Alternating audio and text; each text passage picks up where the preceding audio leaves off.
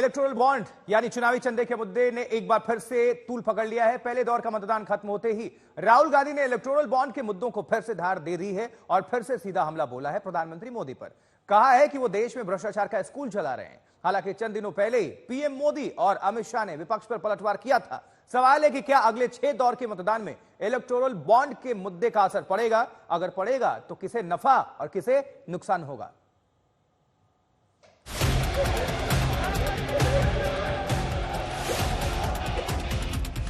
2018 का चुनाव है।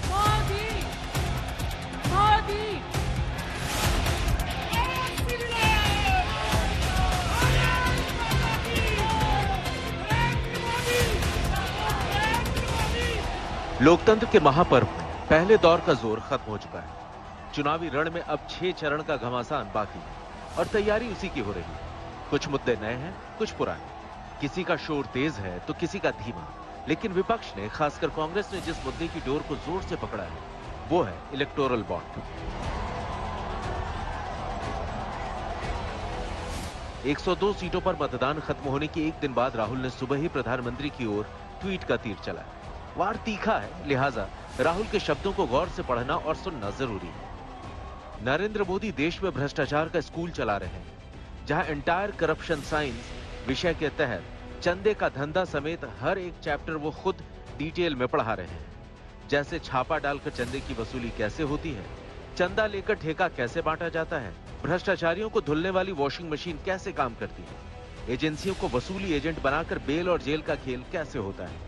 भ्रष्टाचारियों का अड्डा बन चुकी बीजेपी ने अपने नेताओं के लिए इस क्रैश कोर्स को अनिवार्य कर दिया है, जिसकी कीमत देश चुका रहा है। इंडिया की सरकार भ्रष्टाचार के स्कूल पर ताला लगाकर इस कोर्स को हमेशा के लिए बंद कर देगी। वैसे तो राहुल ने पहले भी इलेक्टोरल बॉन्ड को हथियार बनाकर मोदी और सरकार पर हमला बोला है, लेकिन राहुल के ताजा ट्वीट से साफ है कि वो बाकी के 6 दौर के मतदान में भी इसमें धार देते रहे। हालांकि राहुल पर प्रधानमंत्री मोदी और गृह मंत्री अमित शाह ने वक्त वक्त पर पलटवार भी किया है। इलेक्टोरल बॉन्ड न होते तो किस व्यवस्था में ताकत है वो ढूंढ के निकालते कि पैसा कहां से आया और कहां गया। ये तो इलेक्टोरल बॉन्ड की सक्सेस स्टोरी है कि इलेक्टोरल बॉन्ड थे तो आपको ट्रेल मिल रहा है मनी का कि किस कंपनी ने दिया, कैसे दिया, कहां दिया। अब उसमें अच्छा हुआ बुरा हुआ वो विवाद का विषय हो सकता है। मेरी पार्टी को जितना फंड मिला है वो फंड में परसेंटेज निकाल दो केसीस वालों ने, और केसीस तो हर व्यक्ति पर चलती है। अब टीएमसी को जो फंड मिला कोई छोटी अमाउंट नहीं मिली है। हमारी साइज से मिला तो 20,000 करोड़ होता है, बीआरएस को 40,000 करोड़ होता है, कांग्रेस का हमसे भी ज्यादा 9,000 करोड़ का होता है। वो किसने दिए हैं? कैश का चलन बढ़ेगा और कभी न कभी सबने सोचने के लिए मजबूर होना पड़ेगा कि ये इलेक्टोरल बॉन्ड अच्छी व्यवस्था थी, इसमें कोई खामियां थी तो उसको सुधारना चाहिए था।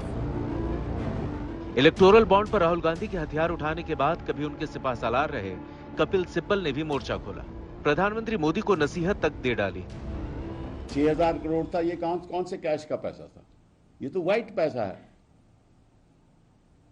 जो कॉर्पोरेट सेक्टर ने आपको दिया है और जिसकी रेड हुई उसने आपको इलेक्टोरल बॉन्ड दे दिया, और आज भी कहती हैं कि उसका कोई ताल्लुक नहीं है रेड के साथ।